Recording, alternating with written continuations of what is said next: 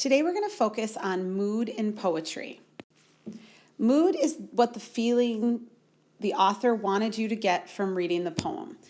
So even when you might be reading and be feeling confused or upset or annoyed simply because you had to do the work, that's not really what we mean. We mean the mood that the author is trying to create with his or her words. So thinking about what is the feeling that the author was hoping you would get from reading the poem. So we've talked a lot about mood words this year, and we reminded you to avoid words like happy and sad, but we've left you with words like scary, whimsical, foreboding, mournful. I would even say scary could probably go as well.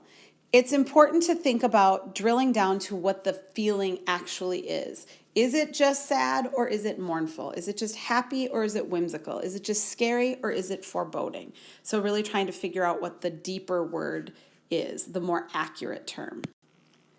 So, and when we're trying to figure out mood, we read through the story or the poem multiple times. It's that idea of close reading. And if you're specifically looking for mood, then consider your feelings while reading. You can underline or take notes or annotate any words or phrases that make you feel that way. You can also look at figurative language and at sound devices, because those things are often used to help create mood. So as you are reading, you're paying attention to your feelings, but you're specifically looking at how the poet is writing the poem. And then you're going to choose a mood word.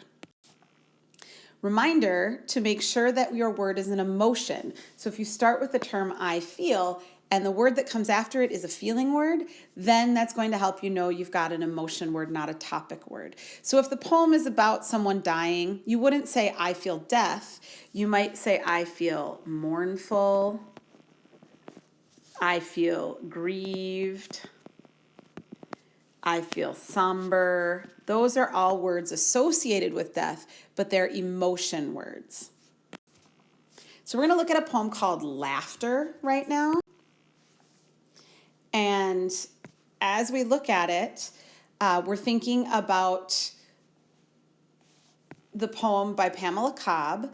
It's called Laughter, like I said, and it starts with pink bubblegum skips into my mouth, rippled mirth ricochets from my teeth, and bubbling gaily over my tongue, a stifled giggle struggles to open my lips with tickling fingers, swiftly dancing forth in a bouncing crescendo as it escapes.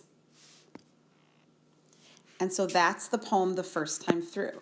So of course we want to read it more than once. And the second time through, I might notice words like mirth and gaily. Well, I know that the word gay, it means happy. I know that mirth is laughter, which is the name of the poem.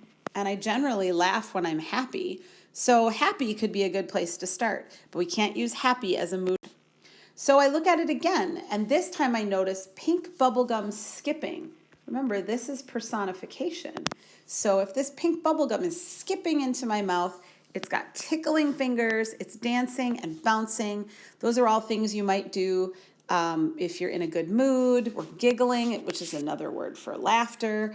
So now I've got a stronger feeling of happiness, and it's more the kind of happiness I would get when I'm being silly or when I'm playing. And so now I might land on a word like playful or whimsical, which is a much stronger word than happy. I again might look at the sound devices, and I've got some alliteration. So I've got rippled mirth ricochets from my teeth, and over my tongue a stifled giggle struggles. And again, that feels more cheerful, and so I might end up with lively or cheerful. Any of those would be okay as long as you can support it with details from the poem. One thing I want you to recognize is that often there are shifts in mood. A poem might have more than one mood. And you want to look for a signal word that it has changed, a word like but or then. Now, it's not always going to be one word, but you might start to feel that the plot has changed. So if it's a narrative poem, you might see that it goes from someone doing something really happy and then noticing something and then feeling very sad. So looking for a change in the poem. It's important to note that having meaning of what the mood should be can help you understand the theme better as well. So we're going to look at this poem called Storms by Margie DeMerrill. There will be storms, child, there will be storms, and with each tempest you will seem to stand alone against cruel winds. But with time, the rage and fury shall subside, and when the sky clears, you will find yourself clinging to someone you would never have known but for storms. So the first thing I notice when I read through this poem is the word storms is repeated. And then they use the word tempest, which is just another word for a storm. So I've got storms, storms, and tempest. So they really want me to feel that idea of storms. And it says I'm standing alone against cruel winds. So I'm starting to get the idea that this is more than just a storm, that maybe this is a metaphor. So what is it a metaphor for? Difficulties or troubles, maybe? And that might make me feel defeated, like the storms just keep coming and I'm alone. So there might be this idea of defeated or oppressed or pushed down. And then it switches. I've got the word but. But with time, the rage and fury shall subside. So I know that subside means to end or stop. And so I've got this whole part of the poem where I'm feeling alone, depressed, defeated. But now it's changing and the sky is clearing and the storm ended. So the sky clears and I will find myself clinging to someone you would have never known but for storms. So when we say but for, that means because of. So you would never have known if it weren't for storms, or that you met them because of storms. So now something positive has happened.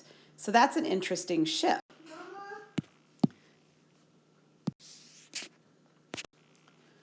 And so now, looking at that end part, my mood might be triumphant or confident or wise because I've come through something and I'm better for it at the end.